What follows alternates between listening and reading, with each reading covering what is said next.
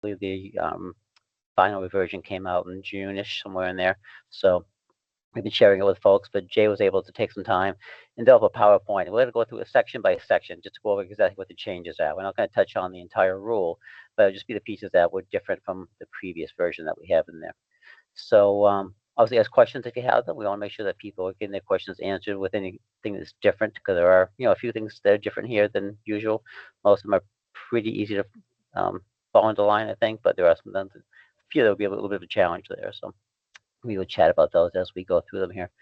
So Jay, if you want to go ahead and start, we'll go ahead and see where we go. Great. Hi, I'm Jay Karinskis. I will have my camera on for this portion right here, and then I'll turn it off in a second because I get uncomfortable presenting and having my camera on at the same time. So, as we're going through this, please feel free to just stop and ask questions at any time. If you can try to raise your hand, there's a method for doing that, or you can put a question in the chat, or you can just speak up and ask us the question. So any of those ways are absolutely fine. So I'm going to start. So these are the changes to 1001 presented by myself and Peter. There's our email addresses and phone numbers if you need either one of us. And we'll jump right into the presentation. So this training doesn't include rules that have just the addition of a word or pure number or lettering changes. It's really just for the major changes to the rule. And I think at some point, I'm not sure if she's here yet, but we also have some representatives of BDS on the call. So hopefully Lindsay will be able to weigh in, or Ashley will be able to weigh in on any questions you might have for them as we go through this. And they have a lot more. Oh, hey, Lindsay, how's it going? I don't see you, but you're here somewhere. That's all right, I'm here. Great, well, welcome.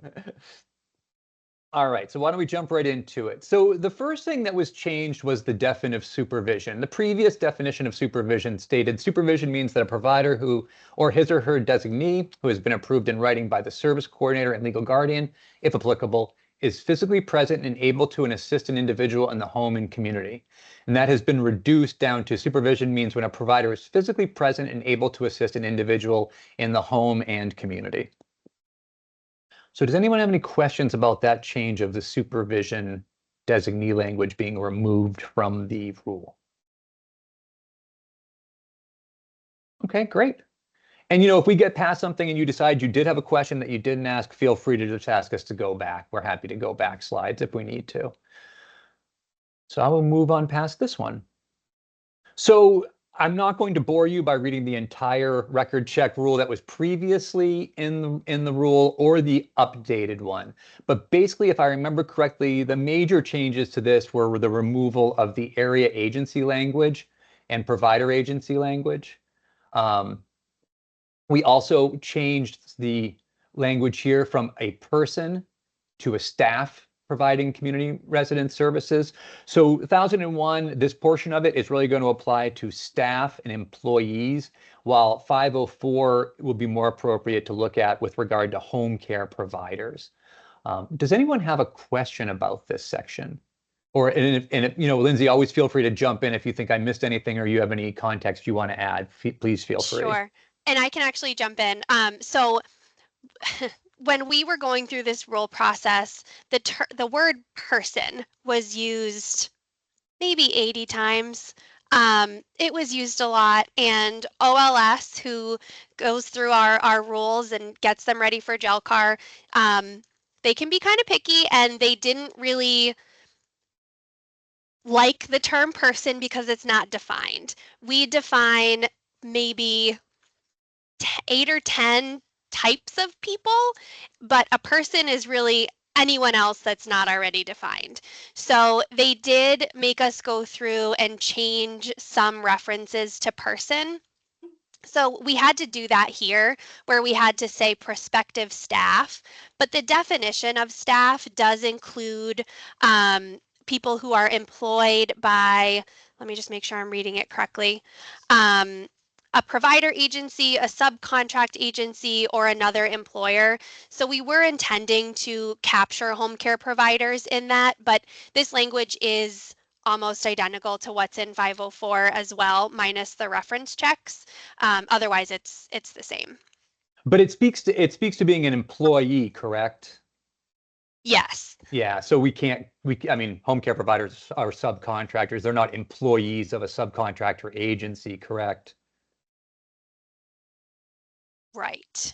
Right, because they're not employees, they're contractors. Yeah, So- the intent was for this to apply to home care providers. It just was a challenge with OLS to get that through.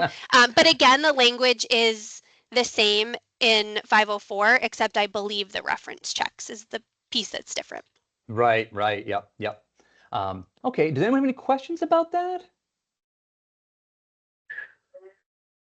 Yeah, Jay, I had a question about the Sure. previous slide, actually. Do you know why the supervision designee language was removed, and like what are the implications of that? I will let Lindsay speak to that. Sure. Thanks.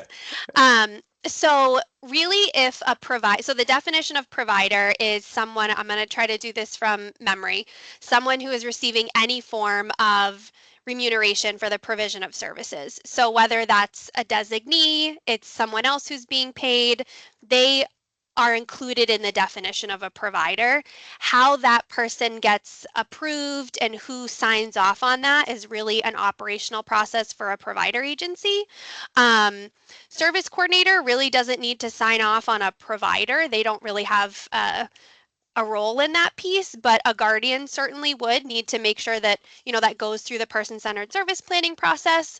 But that just really was kind of extra language in the rule that we didn't feel like needed to still be there, since a designee would count as a provider at that point. Perfect, thank you. Yeah, and I was doing a bunch of, I was trying to go to bed the night after this training. I was doing a bunch of thinking about this rule, and it made a lot of sense once I really got to thinking about it, because the provider agency, and correct me if I'm wrong about any of this, Lindsay, can define who could provide supervision within a contract, as opposed like who a provider can allow to provide supervision in their absence. They could define that within their own contract. Is that right? Right. And if they're being paid, then they meet the definition of a provider. So then they would Right. have to meet the requirements of a provider. So it was trying to simplify it, but I think this designee language has been in there for a while that we've all just gotten so used to it. But if they're being paid, they're a provider. Great. Any other questions about this? This was a pretty hot topic, so please feel free if you have any questions about it. At the last training, we answered several questions about this, I think, so. Okay. All right, so this was the previous slide. So any other questions about the revised record check rule? Okay. I do have a question. I'm sorry, this is Michelle Donovan. Sure, Michelle. So just to confirm, this is specific to staff people who are employed, not home providers who are contractors. I mean, I think it is, but I think the language in 504, like Lindsay said, is almost identical to this. The only thing that's different is the attestation, right, Lindsay? Nope, so attestation. There is attestation language in. But it's different, right? 504. Because we don't have we only have the criminal record check language in 1001, where 504 talks to more than just criminal record checks for attestations, right? Is that right? Right, and the references I don't believe are in 504. That was specific to 1001. Oh, the obtained at least two references. Sure. Yeah. And also the one thing I am forgetting to point out here as well is that the motor vehicle record check is now only required for potential staff, obviously, who have a license, and if they're going to be transporting individuals. That is a change. It aligns with 504, but it was the previous 1001 didn't have the language about transportation. So I think as I was saying in the previous training, I think this is an amazing change. I love it. I think it's the way the rule should have always read, quite honestly. So just to circle back for a second, so we Sure. no longer need to collect reference. We don't need to get reference checks for home providers any longer. Is that how I'm reading this? So the intent was for this to still apply to home care providers. I can see the argument that they are not employed. So we will go by 504. Do I think it's still a good idea as a provider agency process of hiring someone? Absolutely. Yeah, I agree with Lindsay 100% on this. Like, even though so let's be really clear. 1001 is what Karen Kimball, for those who've been around long enough to know that name, used to call the floor of regulations. So these are the most basic regulations that you have to maintain compliance with. We recommend that you do better than this. So if you want to require references for your home care providers, we think you still should, even though the rule doesn't require it. So there's nothing that prevents any provider agency from doing more than what's in the rule. And I think that's a really important point, because I don't think you want to just go by the basic standards. I think you want to strive to do better. So, but we can only require, and BDS can only require so many things, and only want to have so many rules, So we do expect and hope that provider agencies will go above and beyond the rule, but we can't require you to do so. But we know the good ones do. Any other questions about this? And did that answer your question, Michelle? More or less. I feel like it makes it rather, I can't even think of the word, just sort of amorphous, and it's open to interpretation, which makes me uncomfortable. Sure. Well, 504 is I think 504 nails it down for you. And 504 covers staff and home care providers. Right. So Yep. you can go by that. So Okay. subcontractors, exactly. So any other questions about the updated rule here? Okay, and like I said, we can always come back if we need to too. So attestation. So this is what I was just referencing a minute ago. So the updated rule, the previous rule had a requirement that they attested to not having a finding by the department or any other administrative agency in this or any other state for assault, fraud, abuse, neglect, exploitation of any person. That's been removed from the current 1001, and Lindsay can speak to why, but it makes 100% sense when you hear it from her.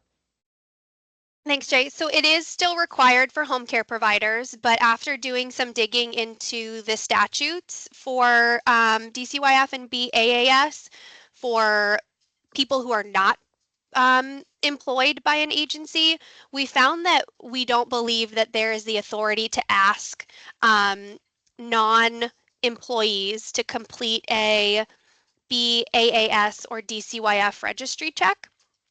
So we've removed that requirement for people living in the home, still required for contractors, but not adults living in the home. Does anyone have any questions about this?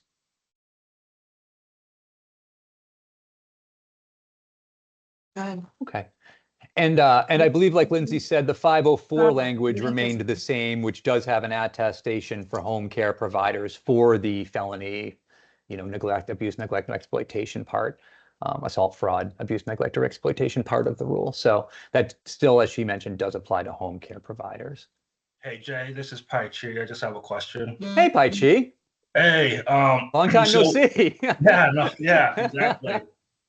So what is required for someone just living in the home then? For the checks? So for just like a household member who's over 18? With over 18, like a child that just turned 18 and is living in the home. Just the criminal record check. The DCYF and the BAAS check have been removed for household members because BDS believed they did not have the authority to be asking people who are non-employees to get those checks. Okay, perfect. Thanks, Jay.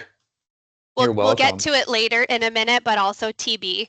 Yeah, we'll get that. I was going to say, But we'll get there. I'll wait. Yeah. Any other questions? Mary, did you have a question? I thought I saw a hand pop up there a second ago. I think it might be Mary Schatt from Region 5. Might have I'm sorry. I can't tell actually who it is. Oh yeah, it is Mary Schatt from Region 5.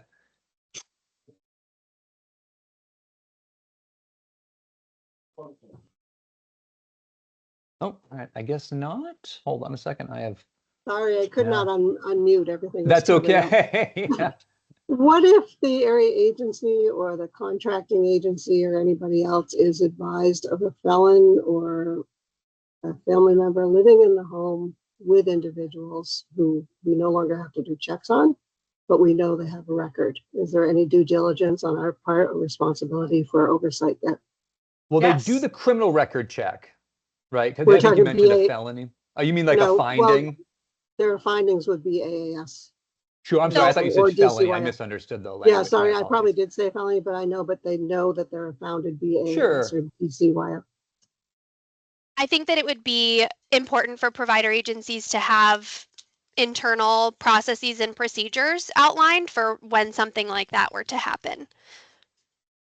If it were to happen. Thank you. And so in the last training, you know, like I recommended something that BDS necessarily doesn't agree with. And so I'll throw it out there. I'm not going to say whether or not I recommend it this time. I'll just say it. But, you know, my belief is that provider agencies can still run these checks if they desire to do so. We can't make you, and we won't ask you for the checks. But if it makes you feel all warm and fuzzy inside to run and ask your staff or your providers to run, ask your providers to run these DCYF and BAS checks on their household members, you are free to do so. We are not going to look at them and we are not going to require them. So that's an aside. So my only snippet in there would be just Sure. to, if you're going to do that, I would just recommend speaking to whoever your legal counsel is, just to, they may have a different interpretation of the statute than we do, but just to make sure that that's allowable for your agency. Yeah, that's a great idea. I agree 100%. Any other questions around the attestations? Rob, did you have a question? I think you're I was muted. going to bring Oh, up there the you go. TB test. I I will was going to bring up the TB test, but it sounds like that'll come later. Yeah, give me 2 slides and we'll be there. Anybody else? William, did you have a question? Yeah, hi Jay. Hey, Just William. wanted to make sure that I'm understanding this correctly with this new updated rule that's on the slide now. On the years that we do run the background checks, we do not have to do the attestations as well. That is correct as far as I know, Lindsay. Yeah, it's only in the off year. Okay, wonderful. Thank you. You're welcome. Good question, William. Anybody? I see one other hand up, I think. I don't see a name though associated with it. I think is it Teresa? Oh yeah, Teresa. Yep. Hi. I just have more of a statement than anything.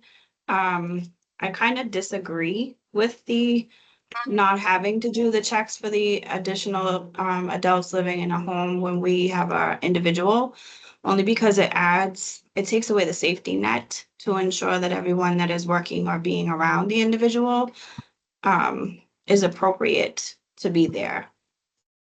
I think Sure. it's that safety net is huge for our individuals, and to take that away, that's a little scary. Yeah, So I yeah. agree, and I think if there was a way that BDS could allow it, they would, right, Lindsay? I think. Absolutely. And that's why I suggest speaking with your legal counsel to, you know, determine if they believe that you have the authority to ask for those BAAS and DCYF. We at BDS did not believe we had the authority to, but I would absolutely recommend speaking to your counsel. Thank you. But thank you for the absolutely thank you for the comment. Any other questions about this or anything else that we've covered so far? Okay. We'll move on to the next one. So this is just a quick exclusionary rule, and it just says that the requirements in H and I above shall not apply to individuals. So just that the attestations and the record check stuff does not apply to any individual living in the home. Pretty basic, but I think it's a great addition to the rule just to be clear about who this stuff applies to. Because I've definitely gone to reviews and they have done record checks on individuals living in the home. Not in a long time, but it has happened. All right. I assume there's no questions about this, so we'll just move on. So prohibited conviction. So this is a completely new rule. The previous rule, we allowed waivers to be granted for pretty much any conviction. You know, it basically said any conviction. And we've gone back to the way the rule used to be, where it speaks to what the prohibited convictions are. And you can see, you know, 1, 2, and then A through H list out what those are. It's very basic. It's very similar to what the old rule used to read. Michelle, did you have a question about this? Yeah, I'm sorry. I was opening up the 504s to compare. So the 504s still say attestation needs to be done by everyone, contracted providers and everything, including the DCYF and the B. So I'm a little confused between the two. So, yes, so contractors, it's a requirement. It's not a requirement for individuals who are just living in the home. So let's say, Okay, all right, all yeah, right. I'm a home care provider. My significant other is just living here. They would not need those checks done. Okay, all right, thank you. I was losing it there for a minute. I was confused. Good. All right, thanks. And Sharon, did you have a question? I do, yes. So just to clarify that comment, Lindsay, would that, if they're living in their home, but they're providing service like supervision, then you would need all of those checks because they're providing a service, correct? Yes. Yeah, if they're being paid as a provider or being What if they're paid not any, being paid? What if they're being a family member, but they're providing supervision as a regular family member? So say we do like a contract with the provider's spouse is a secondary member on the contract. They're not getting paid for the service, but they're providing the service. are they volunteering? They're a family member. I think I would consider that volunteering. You know, they're providing a service, not getting paid, but we do have volunteer requirements in 504. So I would say they would meet the requirement of a volunteer. Great, thank you. Yeah, and even if, and I was thinking a little bit more deeply about that, Lindsay. So if even if they're just providing a service, not getting paid, regardless of what we're going to call them, they still are required to have the checks that they're providing supervision and services, correct? Right. Yeah. I would count them as a volunteer. There are some times where we have heard my significant other lives here. He does nothing. I'm just going to say, and they they don't participate in any supervision. They're just here. So they would not need those DCYF Gotcha. and BAHX just. Yeah, I almost never believe when people say that. Being a home care provider myself in the past, just saying. Yeah. But I absolutely understand. I agree with 100% with what you're saying. All right, we have all sorts of questions. So I think it looks like Cindy had the first question, and then William, and then we'll go from there. Okay, back to the checks for somebody, and it doesn't include the individuals. I do have a home care provider that has two ladies and also her brother that receives services, but it's through ServiceLink. Would he still need to do all of the checks? So they would need to meet the definition of individual, which is a person with a developmental disability or an acquired brain disorder.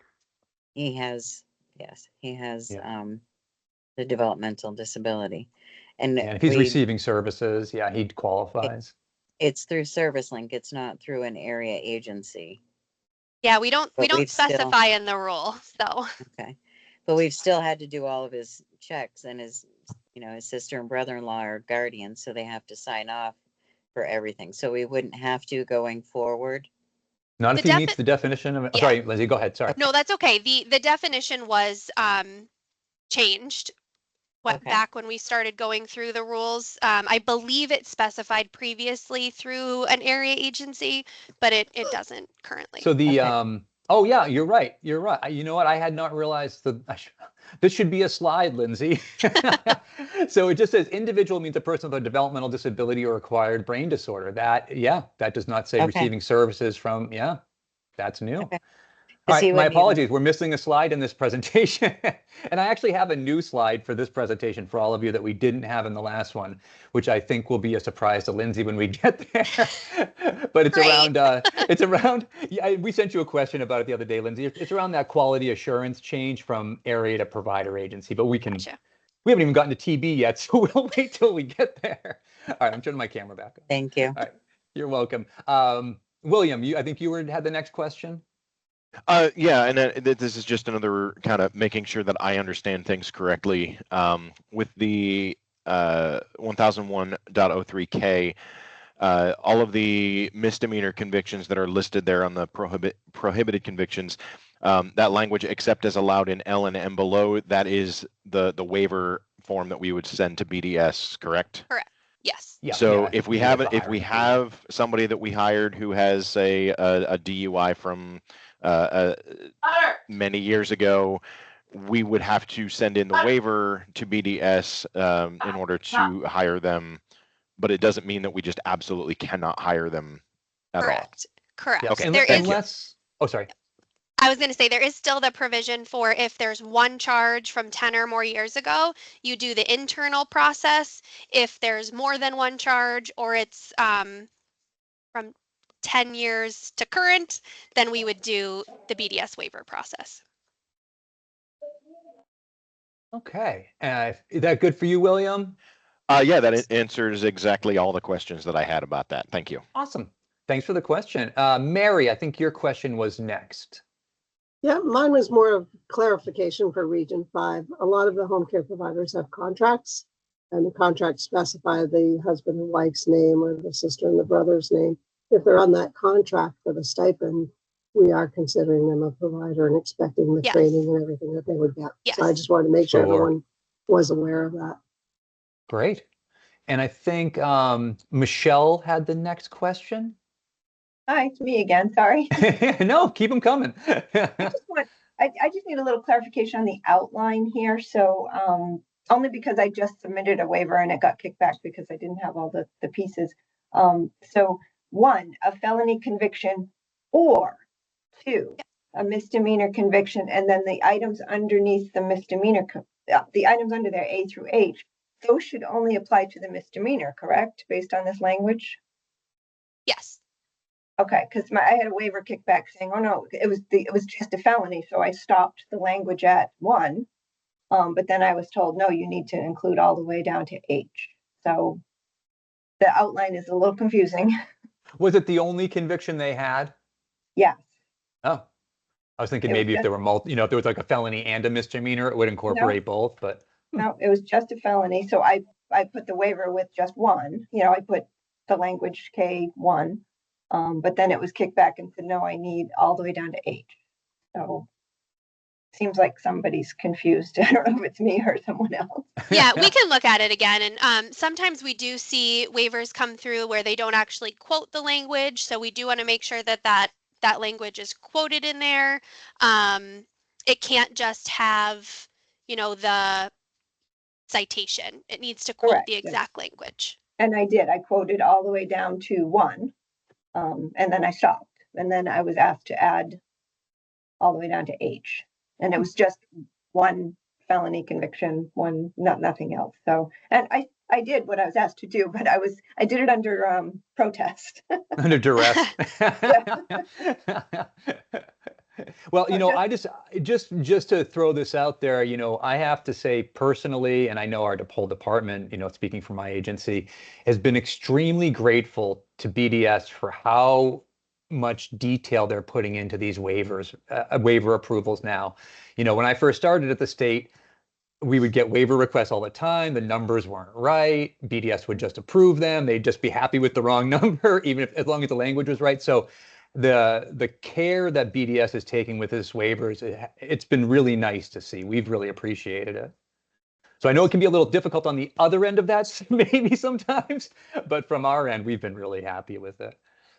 Yeah, only because I had to then go and get the guardian I had to revise it and get the guardian to sign it again. So it was a little frustrating. Yeah, that's no fun. Yeah. It took a while, but it's all set now. Great. Thanks, Thank you. Michelle. I think Rachel was next and then Scott. Hi, Jay. I think my answers Rachel. was already answered. I just wanted to reiterate. So anything that's listed on the screen, we can still submit a waiver for, correct? Correct. Yes. Okay. I originally, when it first popped up, I thought you guys were saying we can no longer submit waivers for these particular things. Oh, you No, can yeah, submit a no, waiver. the reverse. Yeah. Only these perfect. things require waivers. And H, I mean, quite honestly, H when is in very doubt, open to- yeah. apply for a waiver to H and send it in, and then Lindsay will tell you if it's not needed or not. Yeah. Okay. Sounds good. Thank you. You're welcome. And Scott, you are next. Hi, kind of going back a few minutes to the supervision designee list. So what we do at Spire Living and Learning is, if say there's a couple, whoever who has an individual, if one person's on the contract, by default, we require them, their significant other, to be on the supervision designee list because, as I think Jay, you had mentioned, sooner or later, if that individual is with them, even for 10 minutes, they're still providing some form of care. Now, I don't know if that's standard, if everybody does that, but we sort of make that a policy, because, you know, like Jay, you said, people said, oh, I'm always with the individual. Like, well, you know, okay, but I guess, Yeah, maybe you know, that's true. yeah, okay. You go down this went down the road for Chinese food, and but Yeah. I'm just saying that we actually require, even if they've been married for 50 years and it's my husband, my wife, whomever, we say we still put them on the designee list as policy for us. I don't know if that makes sense, and so that's all I just want to comment on. I'm going to refrain on TB because I know that's coming up. So, Well, and, so that's you know, all I just oh, sorry, comment go on ahead, it. Lindsay. I was going to say, Scott, I think that's a great example of an agency policy that you have in place that you are absolutely allowed to do. So I think that's a great example of that. Yeah, and Lindsay literally just took the words out of my mouth. I I think agree it's a safe 100%. one too, you know. Rob, did you still have a question, or are you all set? I noticed your hand had been up and I felt like we waited too long for you. Oh, you're still muted, Rob. My hand seems to keep coming down by itself, so maybe things getting sick of me asking questions. But I guess again, kind of it's a comment, because what I found is that all we really need in this is age, because I found that, is there any conviction that does not require a waiver, being honest? Not from what I've seen. So You don't see, I'm not coming up with one off the top of my head, but I'm gonna say it's because I don't see convictions. That's why. yeah. If somebody wrote one bad check 20 years ago and that requires a waiver, then I think pretty much anything does. So, but that was all I was going to say. Well, and the check thing ends up falling under theft, you know, technically, because they thefted. You know, they stole from whatever store they were at. I think we're all set with the questions. If anyone has one, feel free to shout it out before we move on to the next slide. Okay. All right, let's move on to the next slide. So this is the hiring approval that we were speaking of earlier. So this is for the person that has one conviction over 10 years old. This is the previous language. Again, I won't bore you by reading all the previous language, and I also won't bore you by reading all the new language. If I remember correctly, Lindsay, was this also just mostly a change in area agency to provider agency, the language in here? Yes. So not a huge change. Otherwise, you can still hire a person with a single conviction that's over 10 years old. Do you have any questions about this piece? Okay. And the big change is you don't ever need to submit, well, not a change, but you don't ever need to submit this to the area agent, I'm sorry, the area agency or BDS, and you never have, but just to remind everybody. All right, with no questions, I'll just move on to the next one.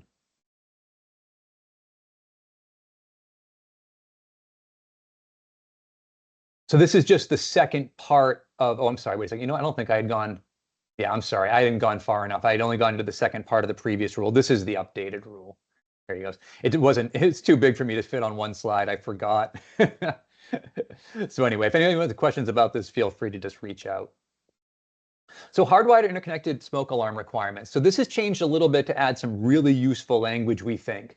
So I'll just read the new rule. So the community residents shall have an integrated hardwired fire alarm system with a detector in each bedroom and each level of the home, including the basement and attic, if the attic is used as living or storage space.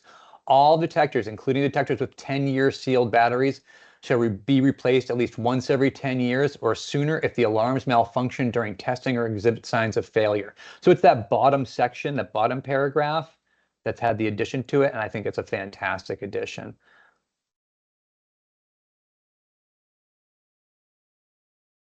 Go ahead, Scott. Hi. Also, too, just speaking about fire detectors, people may know this, but they may not. I don't know, Jay, if you want to clarify on 10-year batteries, like, there's sometimes confusion about, you can purchase 10-year batteries that are 10-year batteries, then you can purchase ones that said 10-year shelf life on the package. Exactly. So I don't know if you just wanted to clarify that or not. Yeah. If you don't want, yeah. Oh, sorry, Scott, I didn't mean to interrupt you, Scott. I'm sorry. No, that's okay. That was it.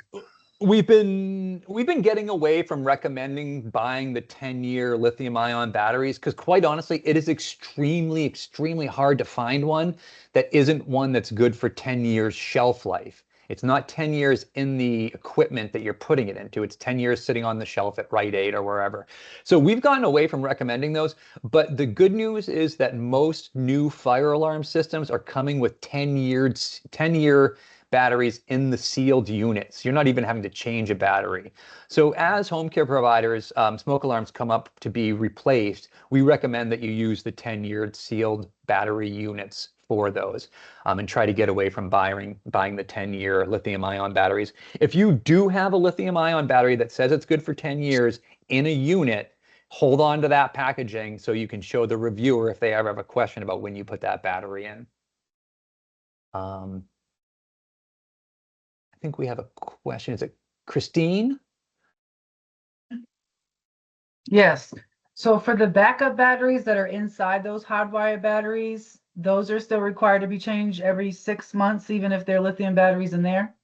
Well, if they're, I mean, I think it depends on what type of battery it is, right? Like, so if it's just some regular battery that you're just swapping out, then that's right, every 6 months. If it's a lithium-ion battery that says it's good for 10 years in a unit, like a smoke detector, hold on to that If packaging. it's not sealed, like the backup battery that would be there in case of like an emergency or something of the backup battery. Yep, that's exactly what I'm Those ones speaking have of. to be You can, but we're getting away from recommending them. We used to recommend that you buy 10-year batteries. You could buy a 10-year Energizer battery that was good for 10 years in a unit. What we have found is that most people end up buying ones that are only good for 10 years sitting on the shelf, not the ones that are good for 10 years inside of an operating unit. So we've been saying not to use those anymore and to just try to get the sealed units. And we did add in that the 10-year sealed batteries don't have to be replaced every 6 months. Yeah. That was clarified. I don't even think you could if you wanted Probably to. not. I want to see someone do that actually now. Rachel, did you have a question?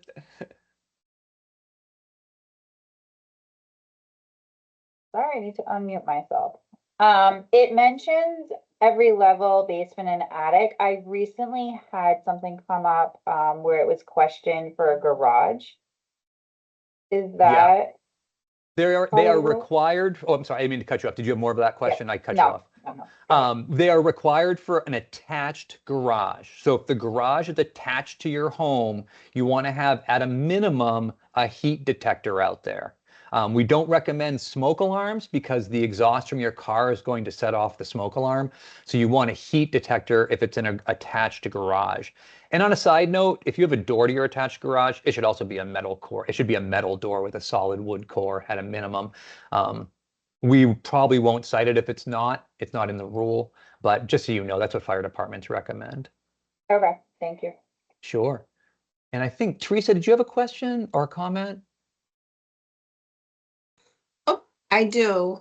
So if a residential home just recently got changed their hardwired smoke detectors, what happens if we don't save the packaging?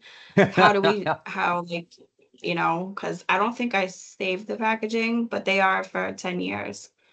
You need to be able to prove it to us somehow. Did someone have something to chime in there? I thought I heard someone say something before I started speaking over them.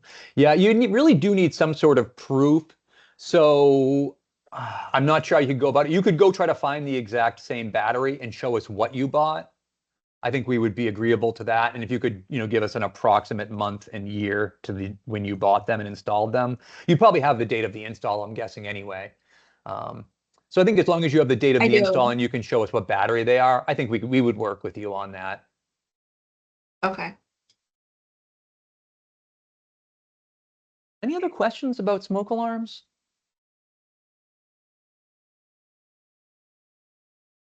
Kelly? Hi, sorry about that. And you Sure. may have already said this, so I apologize. I had to step out for a minute. In reading the regulation where it talks about the interconnected smokes being in the basement and attic, if the attic is used as a living or storage space. So So even if it's just storage and you're not living in it, it needs to be within that attic space, right? Correct. Yeah, if they're storing, Christmas decorations and whatever else up there. Absolutely. Yep. Yeah, okay. Okay. Thank you. Sure. I'd say a fair amount of the attics we see end up being not even used for storage space. There's a lot of crawl spaces in New Hampshire, but we do see a fair amount too being used. Kelly, did you? Okay, I think maybe your hand. There you go. Yeah, I think I had to put it down. I just wanted to make sure I didn't miss you. Thank you. I wish my Yeah, attic sure. wasn't used as much for storage as it is. I wish mine was empty. Yeah. Yeah, you can't even fit in mine. We did a home inspection and the guy wouldn't even go up there. So, any other questions about this issue? Okay, we'll move on to the next one. So this is just the residency agreement rule. So the community residents shall have an executed residency agreement with each individual in accordance with HEM 310. Any questions about residency agreements? Okay, I'm going to move on quickly from this. TB testing. So there we go. Everybody's been dying for TB testing. So, the rule has been updated quite a bit. So I'm going to read through the whole thing just so that everyone. Oh, wait a second. Oren, did you have a question before I move on? Yeah, just real quick on residency agreements. Sure. I just wanted to clarify, people's, we've been trying to do them at the time of the service agreement, but the service agreement dates are in flux sometimes and changing. So if there's a gap between the past residency agreement and the current one, is that a problem, or is it, as long as there's one in place at the time, is that suffice? My suggestion would be to do it as it says on an annual basis. So if that's out of line with the service agreement, I would do it annually or when someone moves. Do you have any sort of grace Okay. period for that, Lindsay, or no? Do they have like a 30-day, the rule doesn't ever state it. We give 30 days, like on the physical, stuff like that. Yeah, CMS is very big on residency agreements. So this is really, we're going by what they've asked us to do. Gotcha. So I would say annual basis. Hey, I remember someone saying, I wish all these gentlemen's agreements would just go away. So you're not breaking my heart with that. Any other questions about the residency agreement before I jump into the TB here? Okay, so I'm just going to read through the new rules best I can on the small screen on my computer monitor. So prior to providing services to individuals, a prospective provider and all adults living in the home except individuals shall have evidence of the results of a Mantoux tuberculin test and individual tuberculosis risk assessment completed within the previous 12 months. So is there any questions about that right there? I actually got sent a copy of the risk assessment, Lindsay, from Marianne Wizzle. And it's like 3 questions. It's very basic. Yeah, in fact, Yes. I wonder if I can, if anybody wants a copy of that risk assessment, what it covers, it's like, have they been to a foreign country where TB is rampant? Have they been in a home with somebody that has, it's like literally 3 basic questions. And I think- believe that they're in the guidance. So I put the guidance, I just would refer everyone to the guidance. I put it in the chat last time, so it's here. This is the Great. newest guidance from the CDC, 2019, but that's the newest that they have. Yeah, and it's a very basic form. It's I believe the one Marianne sent me is that link, is my guess. But I could be wrong. But if anyone wants that, just let us know. We're happy to share. But you can also just go to the link that Lindsay provided. So any other questions about that piece of it? Obviously now the change is all adult household members require the TB test, which is a change, and it is retroactive. Please just try to get them done before an upcoming certification. If you have one, kind of triage them with your agency by need in that respect. And we're going to try to be understanding for the first year of this, understanding that people are trying to catch up on this. Did you have a question, Rob? No, you answered it. Yeah. Mary, do you have a question? It's Oh, I'm been a sorry. household member for the past 12 years. We now Yeah. have to go get a TB test, but we can't Exactly. do a BAAS check. So I do want to say too, this actually came from comment on the rule when we did stakeholder feedback. So really some comments that we got were, why are you not having people in the house do the test, just the home care provider. It makes sense that everyone would have to do it. So we did add this from stakeholder feedback, I will say. I mean, I honestly think it makes sense. It's a change, but I think it makes perfect sense. Did anyone else have a question about this? So the other addition is D down. Well, there's a lot of additions in here, but the big addition is the follow-up test in accordance with C above demonstrate a positive finding that no individual shall be permitted to reside with said person. So that's obviously until the TB test has been, they're clear of communicable TB. It's my understanding. Sharon, did you have a question? Yes, just quickly to clarify. So it's the risk assessment and the TB. Correct, but I For believe everyone Lindsay in the home. mentioned.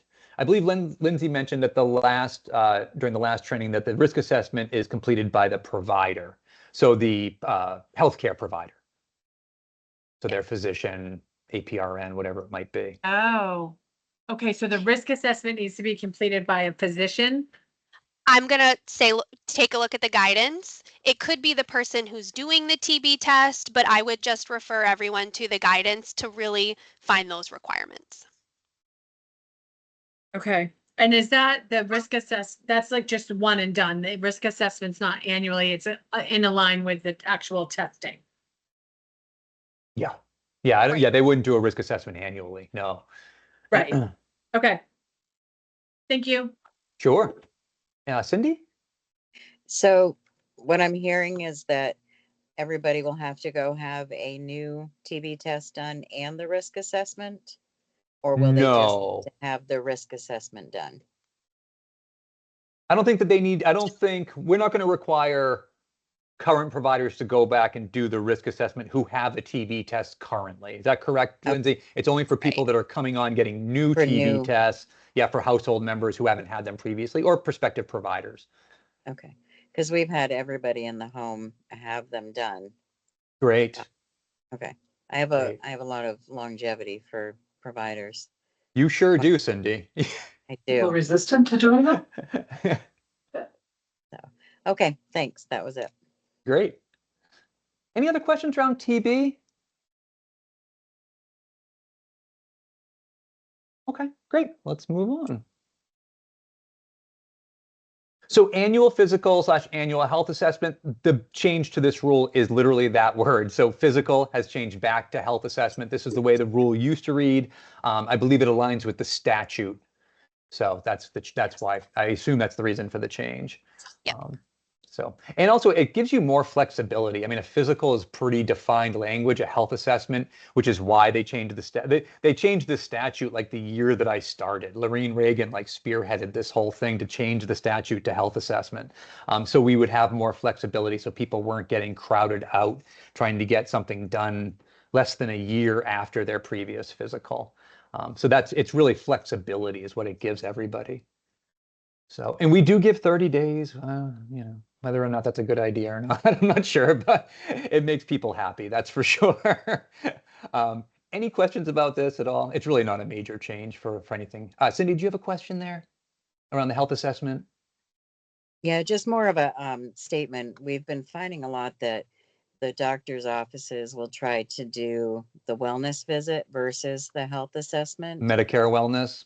Yes. So I'm not sure if there's a way to get word out more than just us stating that there is a regulation and an RSA that says they need to have the annual physical health assessment.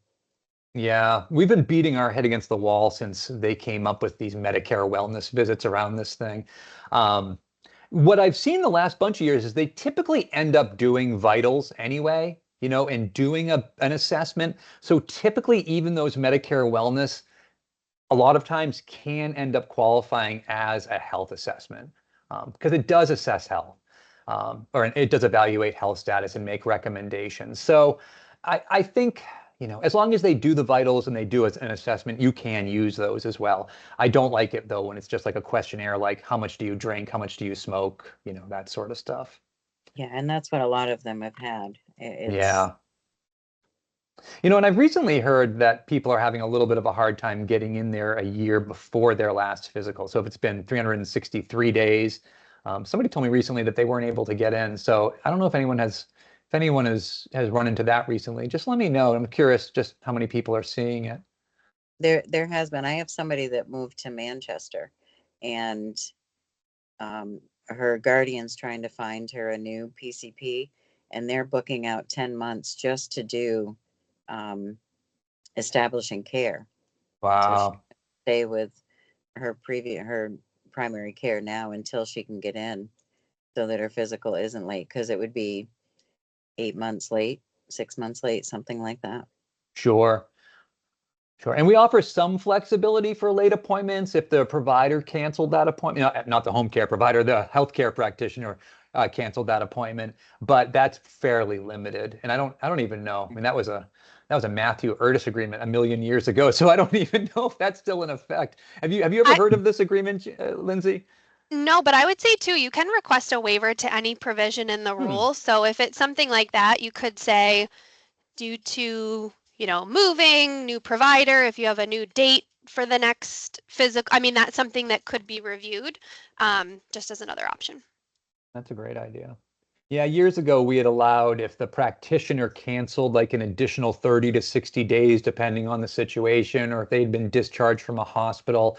But I don't know if we've let that, I haven't utilized that relief in a long time, and no one's asked me to. So I don't know if that's sort of gone the way of the dinosaur, if it's hanging out with the T-Rexes, I'm not sure. But all right, any other questions about, Scott?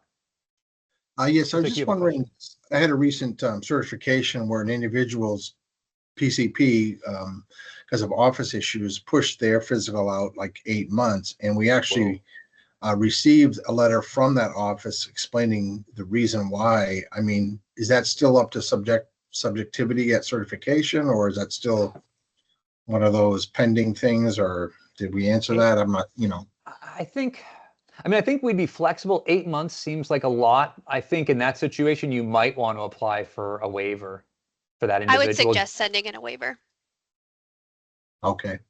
Yeah, because it'd be weird for us not to cite an 8 month late physical without a waiver. Yeah, it happens sometimes. They have office personnel quits, and then they're all like, but yeah, I've been seeing letters like that a fair amount recently where, the office doesn't have enough providers to handle the appointment, so they're scheduling people out an extra month or something. Michelle, did you have a question? Report this stuff as well? Yes.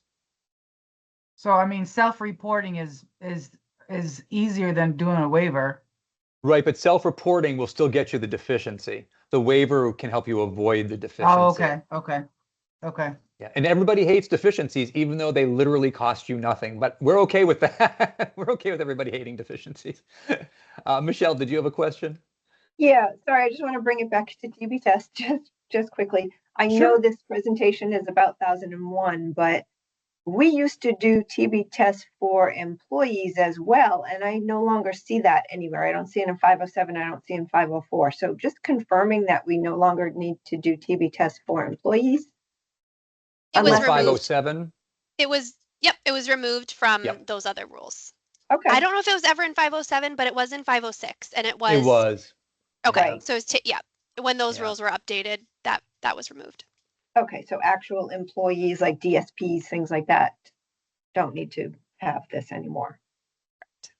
Okay, thank you. That's a plus. Well, they're still providers. So if they're providing services in 1001, they would require them. They wouldn't require them under 507. Right. That's what I mean. Yeah. I just wanted to make sure. I wanted to clarify for everybody. Okay, thank you. Sure. Scott, do you have a question? Is your hand just stuck? I think your hand might be stuck. There you go. Thank you. TB questions, anyone else? Okay. Health assessment questions? Anyone else? Okay, we'll move on to the next slide. So restricting access to food. So this is a fairly significant change. So we used to require a licensed practitioner's order to lock food or restrict access to food in a residence.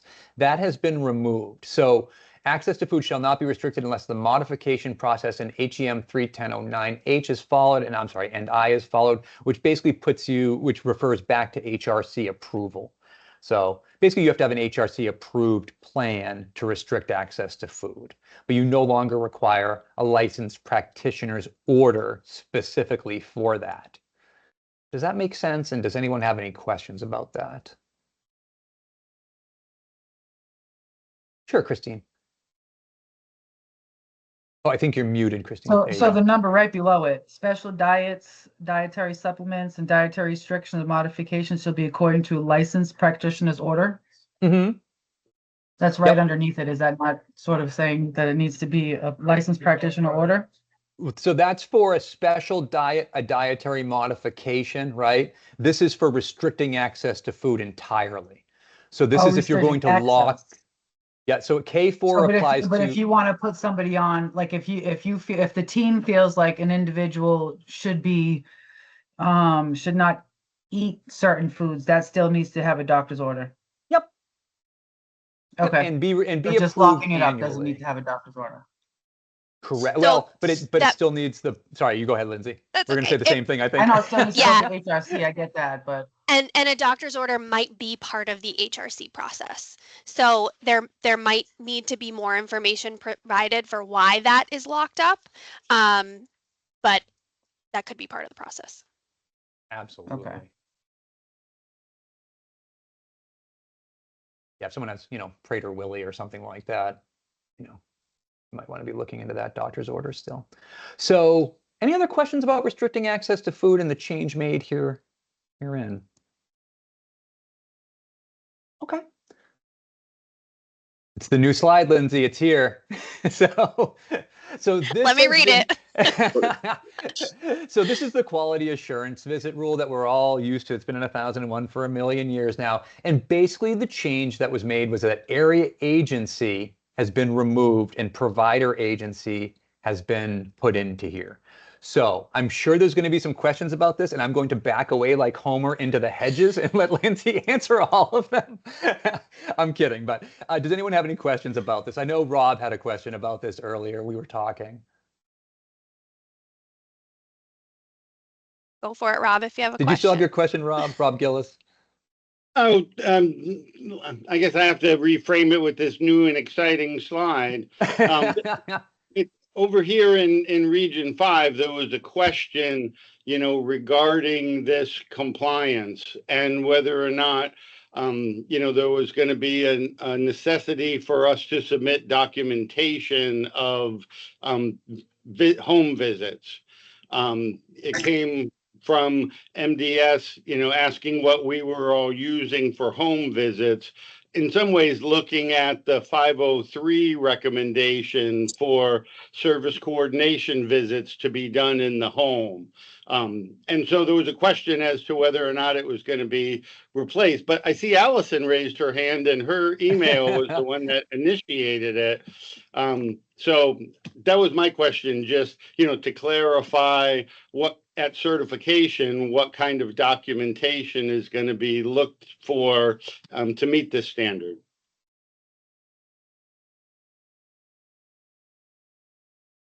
And Allison, did you want to add on to that too? Sure. Okay. So I had emailed, Rob was one of them, a number of the providers that our service coordination entity works with, just to get a sense on like what they thought with this particular rule, what they might need from us as a service coordination case management entity for this regulation. Because historically, obviously, with the area agency written in there and service coordination and the area agency, before we had a plethora of different service coordination case management entities with direct billing, used to be Synopsys, where the service coordinator would go and do a quality visit, we document it, and our provider agents would show that at their certification.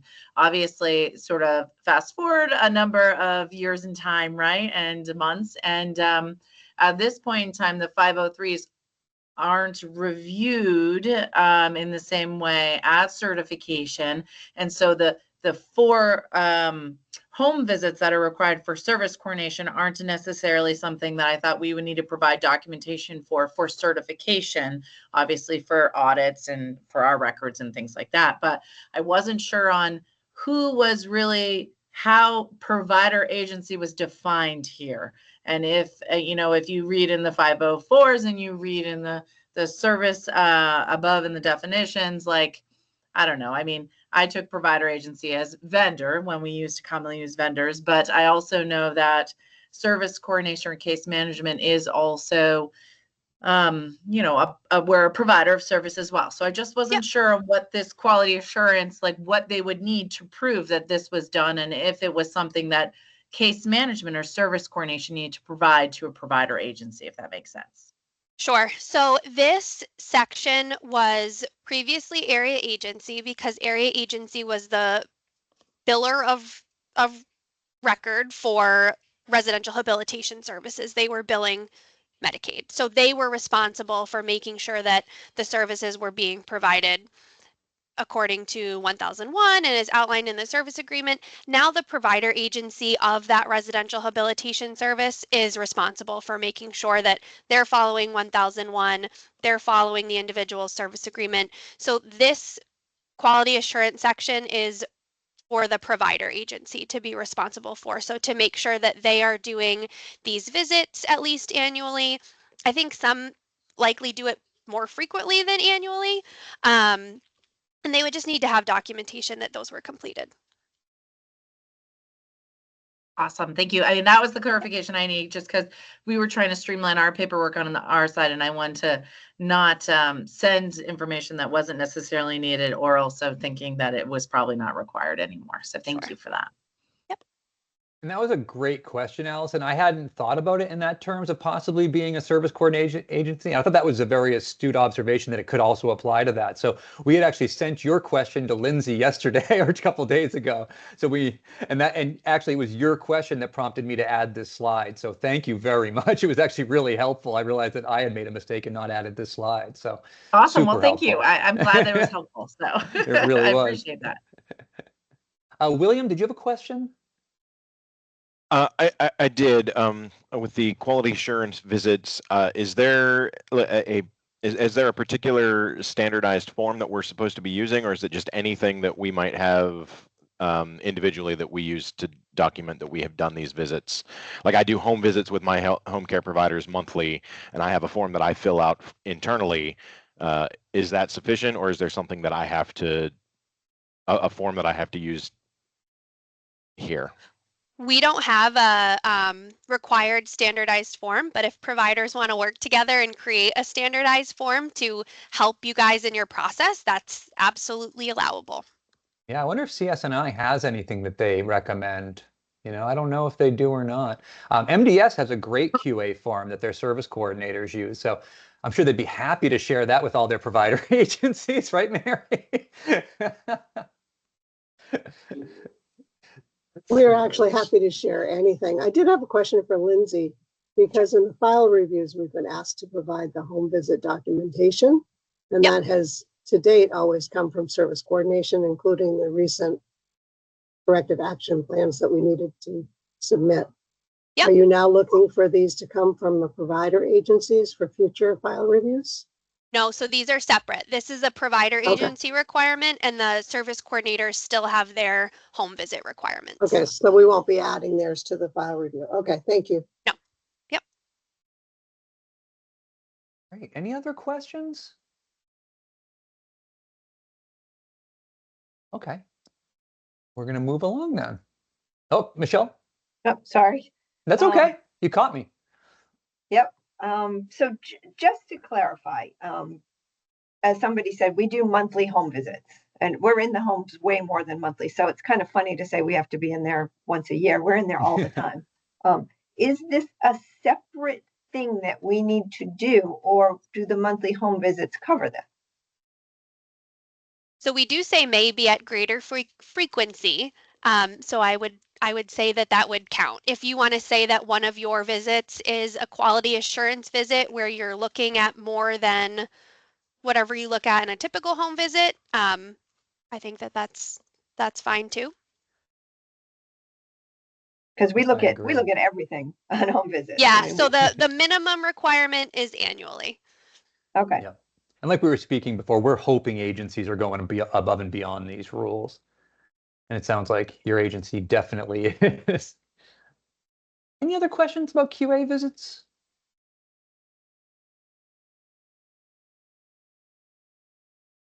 Okay, we'll move on to the next slide.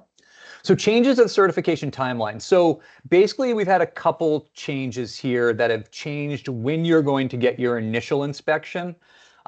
So we've done two different changes. So BDS changed the timeframes for temporary certifications where they'd like us to come out to the home within 60 days.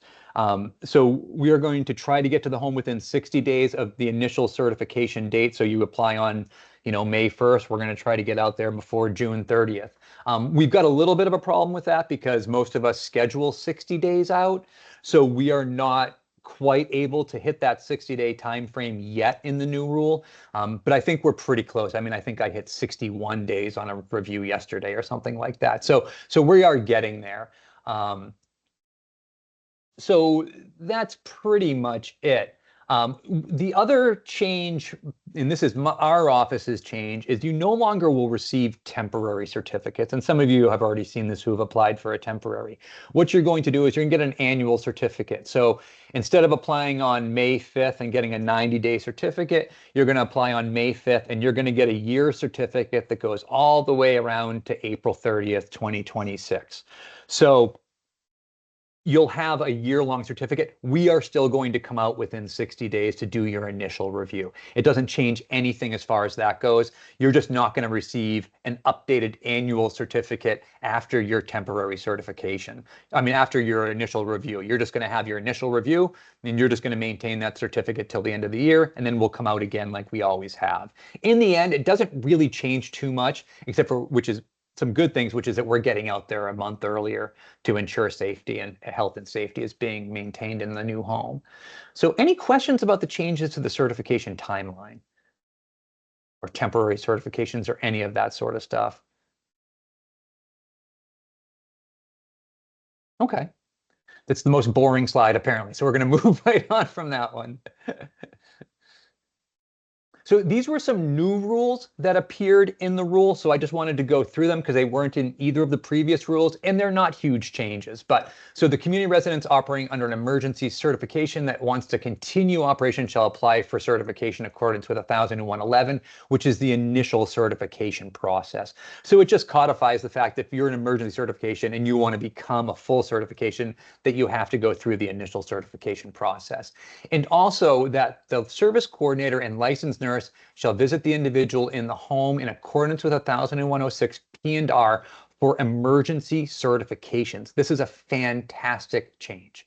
I think this is wonderful. So any questions about those two new rules? It changes a little bit the nurse and service coordinator responsibility as far as I think most people were viewing it. I don't think, unfortunately, many people were doing the 5-day visits for the emergency certs because it's been an issue at certification fairly frequently. So then if there's no questions about that, we'll move on to the new rule about waivers. And we're going a little bit out of order because I wanted to put this in the new rule section. So this just speaks to who the completed waiver request form is going to be signed by. So the individual or guardian indicating agreement with the request if applicable, and the provider agency's executive director or designee recommending approval of the waiver when the waiver is requested by a provider agency. So, there's no more area agency role in the waiver process. So any questions about either of these new rules or their implications? Okay. And just so everyone knows, we're zeroing in on the end of this. We're about 3 slides from being done. So this is the new updated waiver rule. So I won't read the old one. I'll just read the new one. Waivers shall be granted in writing for a minimum period necessary to accommodate the waiver request. Whoops, I don't know why that just happened. With the specific duration not to exceed 5 years, except as in G and I below. Those waivers which relate to the following shall be effective for the current certification period only. So fire safety, other issues relative to the health, safety, or welfare of individuals that require periodic reassessment, and any waivers shall end with the closure of the related program or service. So they are non-transferable. Waivers end when your program ends. much like CPS programs end when they move, but we'll move on from that. Any questions about this? Carolyn? The only question I had about the waivers is the example of an electrical panel in their bedroom. Can we mark that as a permanent waiver when we submit it to BDS? No, I don't believe so. no, we won't go past 5 years. Okay. Any other questions around waivers, this updated waiver rule at all? Okay. So we are at the official questions part of the training. We are done with the changes in the rule. Does anyone have any other questions? Oren? Yeah, I might be misunderstanding, but related to waivers, I think in the past there were permanent waivers granted. Are those still in effect, or do we have to resubmit? It's an excellent question. Yeah, you don't have to resubmit if they're already approved, but moving forward, we're not granting permanent waivers. I think Thank you. that makes perfect sense. That's a great idea. Bobby, do you have a question? Yes, I do. Actually, I met Peter like a couple of weeks ago. I don't know if I, touched this based on this question, particularly on the OIG checks. How frequent or, how frequent do we need to do that? I'd have to look at 504. Do you know off the top of your head, Lindsay? The annual? Look, I thought it was more frequent than that. I think it's monthly, It's but monthly. let me. Sorry, Thank Lindsay, you. it's Abby. I'll jump in. I did not mean to do that. You have to, you have to do the OIG check prior to an individual beginning to work, prior to a staff beginning to work with the individual. And then you must do the check for each staff member monthly thereafter for the length of their employment. So that doesn't apply to the home care providers, does it? Yes, it does. Oh, it does? All right. Yeah, it's a provider, yeah. So it has to be the staff as well as the home care providers, correct? Yeah, I believe Yeah, so. yeah, because Yeah. it's per provider, yes. Yep, it's provider, staff, and contractors. Okay, thank you very much. And And Rob, I did you have a also want to question? compliment, sorry. Lindsay and idea for the from service we have been receiving regarding waiver. It's like day and Oh, night good. now. Good. And it's good to see you, Bobby. Yeah, good to see you too, Lindsay. Bobby's out there killing it with his new agency. Yes. I also you, just, thank I just want to make a little plug around specifically the OIG check. That is something that you attest to when you enroll as a developmental services provider, that you will be doing it. So it's greater than just within our rule set. It's a Medicaid requirement. It's something program integrity can audit against.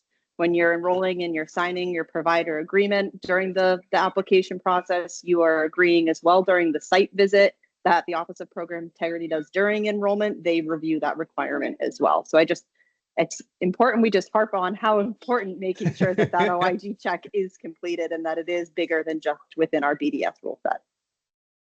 Thank you so much. Thanks, Abby. And Rob, did you have a question? Yeah, last one, I promise. No, keep them coming. Well, and it goes back to, it was one that we didn't note as a change, so maybe it's just something I never really thought about.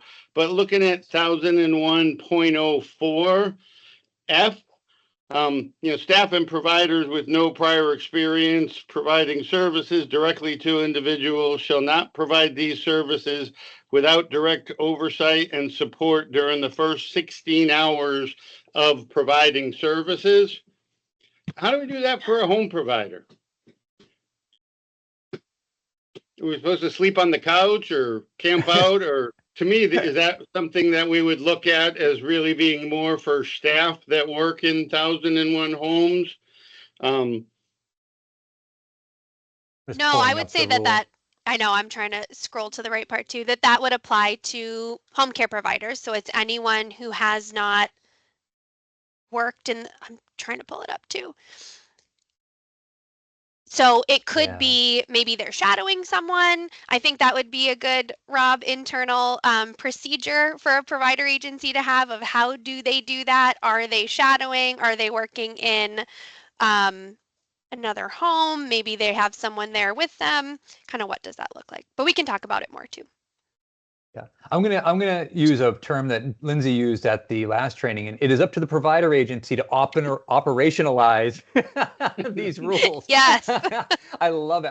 That is my new word, my new favorite word. William, did you have did that answer your question, Rob? Yeah. William, go Could you ahead. use some, could you use some Yeah, of Jay. the orientation time as the shadowing? Sorry. That's a good idea, Cindy, using some of the orientation time as some of the some of the training time as some of the orientation. Well, Yep. and it could be some of the shadowing time. Yep. Because you could talk about specific pieces in orientation for that person.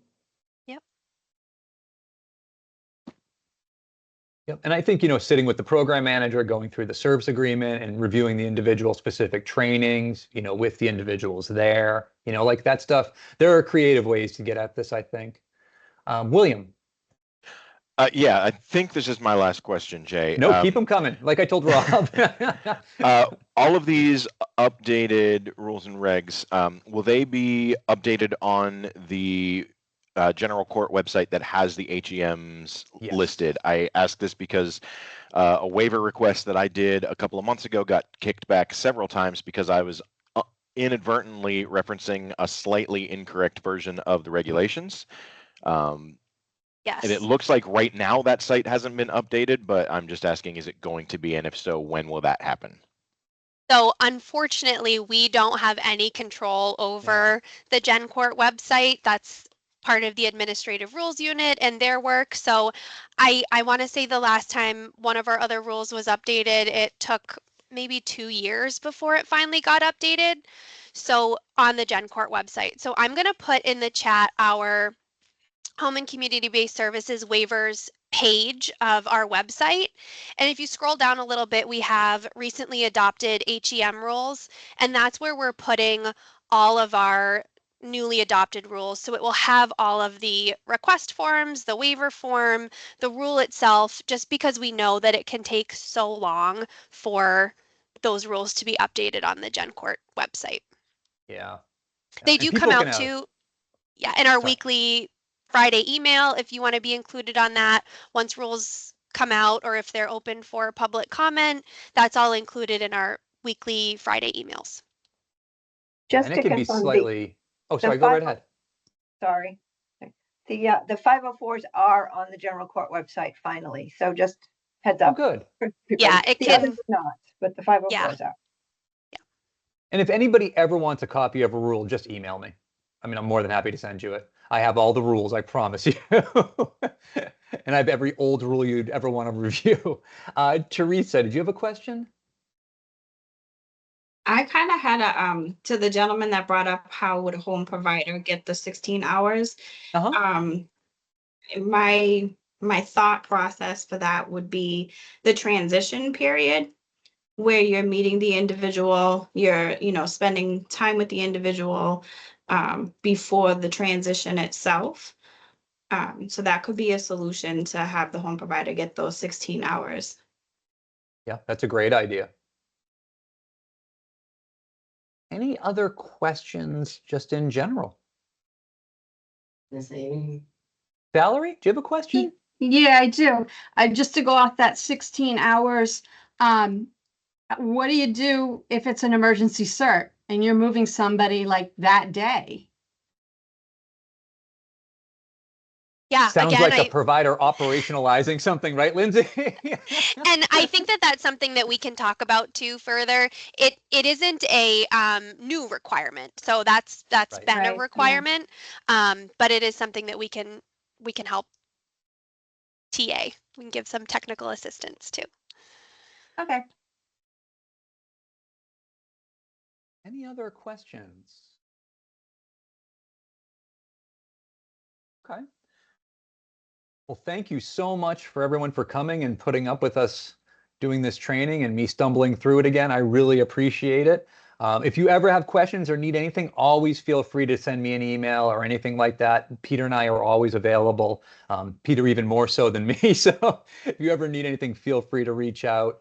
And our contact information is in the front of this training. But if that's it, I will sign off for today. Thank you all so much. And thank you, Lindsay. Thank you, Abby. Thank you guys so much for BDS for helping us with this. We really appreciate it. Thank you. Bye-bye. Thanks, Jay. Bye. Bye. Bye. Bye, Jay. Bye.